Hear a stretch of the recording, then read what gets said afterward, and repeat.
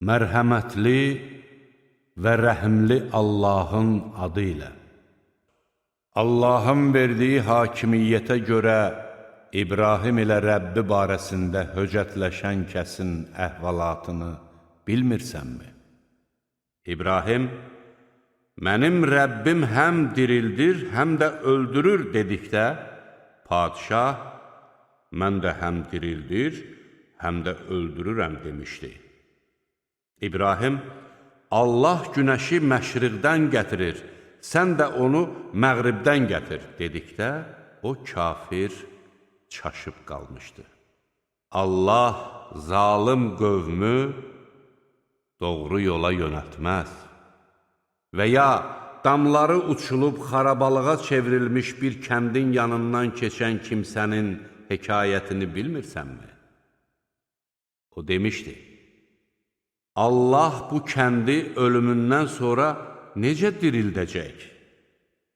Allah onu öldürüb 100 il saxladı. Sonra da dirildib dedi, nə qədər qaldın? O dedi, bir gün yaxud bir gündən də az qaldım. Allah dedi, əksinə, sən 100 il qaldın. Öz yeməyinə və içdiyin suya bax, hələ də xarab olmayıb.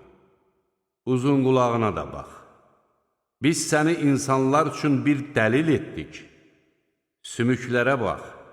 Gör biz onları necə bir-birinə birləşdirir, sonra da onların üstünü ətlə örtürük.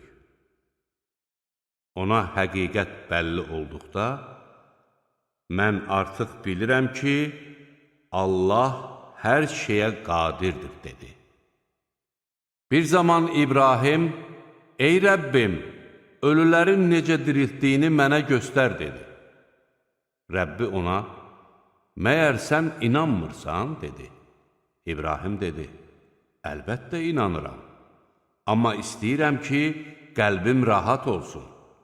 Allah buyurdu, quşlardan 4-ünü tut və onları özünə tərəf çəkib, tikə-tikə et. Sonra hər dağın başına onlardan bir parça qoy. Sonra da onları çağır, tez sənin yanına gələcəklər. Bil ki, Allah qüdrətlidir, müdrikdir.